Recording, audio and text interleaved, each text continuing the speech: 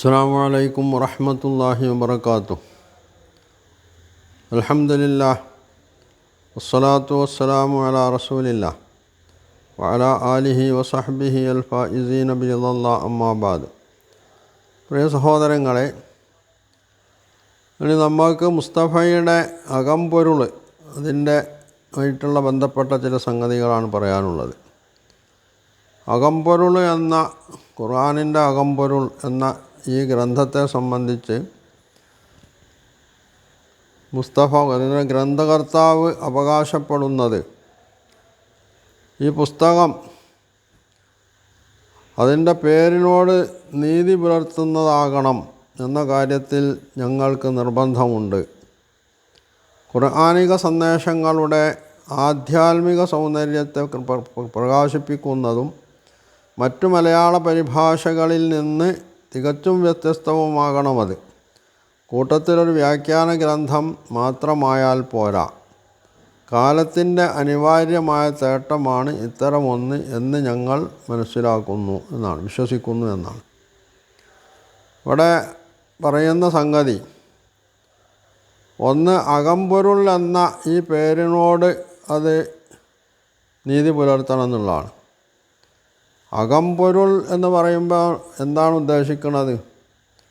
ഒരു സംഗതിയുടെ യാഥാർത്ഥ്യം, അതിൻ്റെ അന്തസ്സത്ത എന്നതൊക്കെയാണല്ലോ പൊരുൾ എന്ന് പറയുമ്പോൾ ഉദ്ദേശിക്കുന്നത്.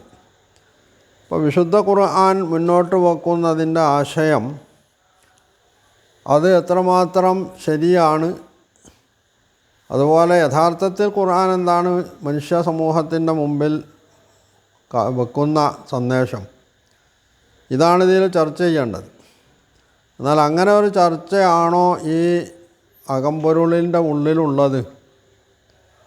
അങ്ങനെ ഒരു പൊരുളറിയാനുള്ള പൊരുൾ തേടിയുള്ള യാത്ര നടത്തുമ്പോൾ ഇതേ അവകാശവാദത്തിൽ നിന്ന് തീർത്തും ഭിന്നമായിട്ടുള്ള ഒന്നാണ് അതിൻ്റെ ഉള്ളിലുള്ളത്, അതിൻ്റെ പൊരുൾ എന്ന് നമുക്ക് മനസ്സിലാവും. മറ്റൊന്ന് അവകാശവാദം അല്ലെങ്കിൽ ആരോപണം എന്ന് പറയാം.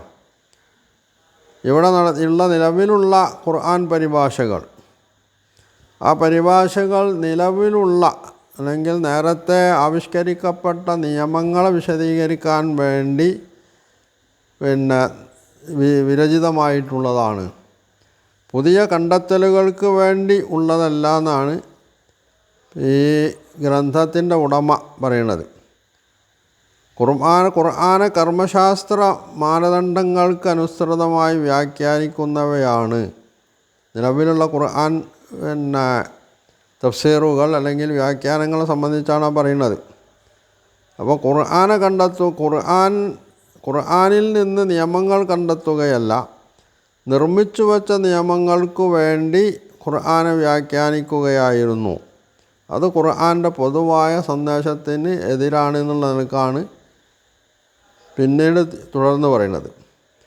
അതിൽ എത്രമാത്രം വസ്തുത ഉണ്ട് എന്നുള്ളത് പരിശോധിച്ചാൽ കണ്ടെത്താവുന്നൊരു കാര്യം, ഈ പറയുന്നത് ശുദ്ധ അസംബന്ധമാണെന്ന് പറയാതിരിക്കാൻ വയ്യ. കാരണം എന്താണെന്ന് വെച്ചാൽ ഇസ്ലാം ലോകത്തിന് മുഹമ്മദ് നബി സല്ലല്ലാഹു അലൈഹി വസല്ലമയിലൂടെ പ്രബോധിതമായിട്ടുള്ള ഇസ്ലാം അത് ലോകത്ത് സ്വാധീനം ചെലുത്തിയിട്ട് 1400 വർഷങ്ങൾ കഴിഞ്ഞു. ഈ 1400 വർഷങ്ങൾക്കിടയിൽ ലോകത്തിൻ്റെ പല ഭാഗങ്ങളിലും മുസ്ലിങ്ങൾ ആധിപത്യം ചെലുത്തിയിട്ടുണ്ട്, ഭരണം നടത്തിയിട്ടുണ്ട്. ഈ ഭരണകൂടങ്ങൾ അവ ഇസ്ലാമിൻ്റെ നിയമങ്ങളാണ് നടപ്പിൽ വരുത്തിയിരുന്നത്. അപ്പോൾ ഈ നിയമങ്ങൾ എവിടെ നിന്ന് ആവിഷ്കരിച്ചതാണ്? ആര് ആവിഷ്കരിച്ചതാണ്? മുസ്തഫ പറയുന്നത് പോലെ നിലവിലുള്ള നിയമങ്ങളെ അനുസരിച്ച് ഖുർആനിനെ വ്യാഖ്യാനിക്കുകയാണോ ചെയ്തത്? അതോ ഖുർആനിൽ നിന്ന് അതിൻ്റെ വിശദീകരണമായ സുന്നത്തിൽ നിന്നും അതാത് കാലഘട്ടങ്ങളിലേക്ക് ആവശ്യമായ അടിസ്ഥാന നിയമങ്ങൾ ഖുർആനിലും സുന്നത്തിലുമൊക്കെ പറഞ്ഞിട്ടുണ്ട്.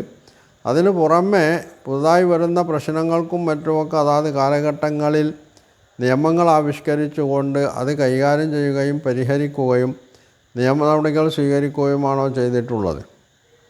ഇത് ഒരു ചരിത്ര വിദ്യാർത്ഥിയെ സംബന്ധിച്ചിടത്തോളം അയാൾ സത്യസന്ധനാണെങ്കിൽ അയാൾക്ക് പറയാൻ കഴിയുക മുസ്തഫയുടെ ഈ അവകാശവാദം അല്ലെങ്കിൽ ആരോപണം ശുദ്ധ അസംബന്ധമാണ് എന്നുള്ള. കാരണം ഖുർആൻ എല്ലാ കാലത്തും ആളുകൾ കൈകാര്യം ചെയ്യുന്നുണ്ട്, വ്യാഖ്യാനിക്കുന്നുണ്ട്, വിശദീകരിക്കുന്നുണ്ട്. സ്വാഭാവികമായിട്ടും നേരത്തെ ഉള്ള നിയമങ്ങൾ, ആ നിയമങ്ങൾ ഇതിൻ്റെ വിശദീകരണത്തിൽ വരാനുള്ളത് അതിൻ്റെ സ്വാഭാവികമായിട്ടുള്ളൊരു ഫലമാണ്. അതോടൊപ്പം തന്നെ നേരത്തെ ഇല്ലാത്ത നാഗരിക വളർച്ചക്കനുസരിച്ച് നേരത്തെ ഇല്ലാത്ത ചില നിയമങ്ങൾ പുതുതായിട്ട് ആവിഷ്കരിക്കേണ്ടി വരും. അങ്ങനെ ആധുനിക പണ്ഡിതന്മാർ തന്നെ അവരുടെ ഖുർആൻ വ്യാഖ്യാന ഗ്രന്ഥങ്ങളിലും അതുപോലെ തന്നെ ഖുർആനിൽ നിന്നും സുന്നത്തിൽ നിന്നും നിർദ്ധാരണം ചെയ്തെടുത്തിട്ടുള്ള നിയമ വിവരണങ്ങളിലുമൊക്കെ നമുക്ക് കാണാൻ കഴിയും. അപ്പോൾ അതൊക്കെ മറച്ചു വെച്ചുകൊണ്ട് താൻ എന്തോ പുതിയ ഒരു സംഗതി ചെയ്യാൻ പോകുന്നു എന്ന് വരുത്തി തീർക്കാണ് ഇവിടെ യഥാർത്ഥത്തിൽ മനുഷ്യൻ ചെയ്യുന്നത്. എന്നാൽ അതിന് മാത്രമുള്ള വിവരം ഇദ്ദേഹത്തിനുണ്ടോ എന്ന് ചോദിച്ചാൽ നാസ്തി എന്നേ അതിനെപ്പറ്റി പറയാൻ പറ്റുള്ളൂ.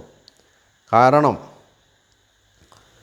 ഒന്ന്, ലോകത്ത് നടപ്പിൽ വന്നിട്ടുള്ള നിയമങ്ങൾ എന്ന് പറയുന്നത് അതാത് കാലഘട്ടങ്ങളിലെ ഏതോ ഒന്നോ രണ്ടോ പണ്ഡിതന്മാർ മാത്രമല്ല, പണ്ഡിതന്മാർ പലരും അതുമായി ബന്ധപ്പെട്ട് ചർച്ച ചെയ്ത് ഗവൺമെൻറ്റിൻ്റെ തന്നെ, ഇപ്പോൾ ഗവൺമെൻറ്റിനെ പറ്റി പറയുമ്പോൾ അവിടെയും പ്രശ്നമുണ്ട്.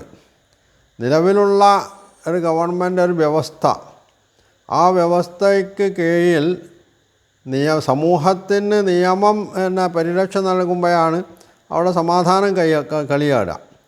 ആ നിയമവ്യവസ്ഥ വേണ്ടതില്ല എന്ന് വെക്കുമ്പോൾ സംഭവിക്കൽ അവിടെ അരാജകത്വം ആയിരും. അപ്പോൾ മുസ്തഫയുടെയും ആളുകളുടെയും വാദം നിലവിലുള്ള ഭരണകൂടങ്ങളൊക്കെ ഇസ്ലാമിക വിരുദ്ധമാണ്. അപ്പോൾ ഇസ്ലാമിക വിരുദ്ധമായിട്ടുള്ള ഈ ഭരണകൂടങ്ങൾക്ക് വേണ്ടിയാണ് അതാത് കാലഘട്ടങ്ങളിലെ പണ്ഡിതന്മാർ നിയമം ആവിഷ്കരിച്ചിട്ടുള്ളതെന്ന്.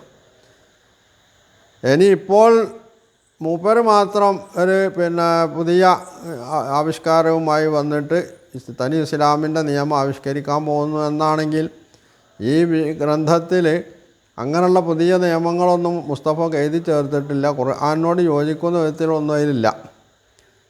ഖുർആന് വിരുദ്ധമായിട്ടുള്ള പലതും ഇതിലുണ്ട് താനും.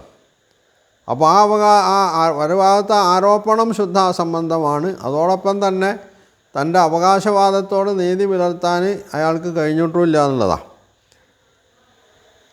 അപ്പോൾ കേവലമായിട്ടുള്ള അവകാശവാദം എന്നതോടൊപ്പം തന്നെ പൗരാണികരായ പണ്ഡിതന്മാരെ മുഴുവൻ കുറ്റപ്പെടുത്തുകയും അവരൊക്കെ കൊള്ളരുതാത്തവരായിരുന്നു, അവരൊക്കെ ഗവൺമെൻറ്റിൻ്റെ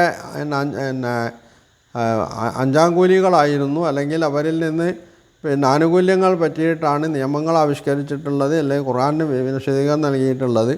ഞാൻ മാത്രം ശുദ്ധനാണ്, എനിക്ക് അങ്ങനെയുള്ള യാതൊരു ദോഷവുമില്ല എന്ന് പറയാണ് യഥാർത്ഥത്തിൽ മുസ്തഫ ചെയ്തുകൊണ്ടിരിക്കുന്നത്. ഇത് ഒരു തരം അഹന്ത ആയിട്ടാണ് നമ്മൾക്ക് കാണാൻ കഴിയുക. അതുപോലെ തന്നെ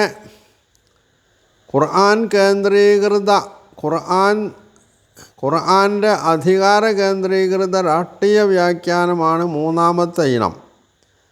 ഖുർആൻ മുന്നോട്ട് വെക്കുന്ന രാഷ്ട്രീയവും അധികാര കേന്ദ്രീകൃത രാഷ്ട്രീയ സിദ്ധാന്തവും രണ്ടാണ്, വ്യത്യസ്തവുമാണ്. സമാധാനപൂർണമായ സാമൂഹിക അന്തരീക്ഷവും നീതിയും സമത്വവും ഉറപ്പുവരുത്തുന്ന ഏത് ഭരണ സംവിധാനവും ഖുർആനിക രാഷ്ട്രീയത്തിൻ്റെ താല്പര്യം തന്നെയാണ് എന്നാണ് ഇവിടെ മുസ്തഫ പറയുന്നത്. ഇവിടെ ഒറ്റനോട്ടത്തിൽ ഇത് ശരിയല്ലേ എന്ന് തോന്നാം.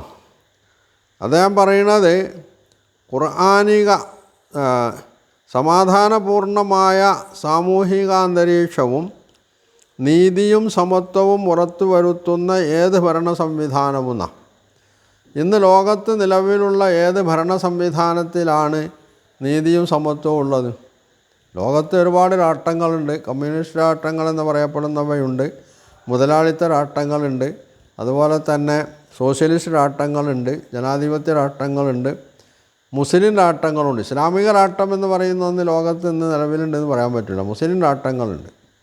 ഈ രാഷ്ട്രങ്ങളിൽ എവിടെയാണ് നീതിപൂർവകമായിട്ടുള്ള മനുഷ്യരുടെ അവകാശങ്ങൾ പൂർണ്ണമായിട്ട് വകവെച്ചു കൊടുക്കുന്ന അവർക്ക് അവരുടെ ആശയങ്ങൾ തുറന്നു പറയാവുന്ന സംവിധാനങ്ങളുള്ളത്?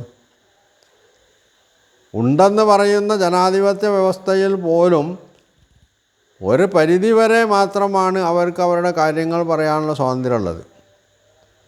അപ്പോൾ അതേ അവസരം നിലവിലെ വ്യവസ്ഥയിൽ എത്രത്തോളം സമാധാനമുണ്ടോ ആ സമാധാനം ഇസ്ലാം അംഗീകരിക്കുന്നു എന്നുള്ള മറ്റൊരു സംഗതിയാണ്. അതിനോട് നമുക്ക് വിയോജിപ്പൊന്നുമില്ല.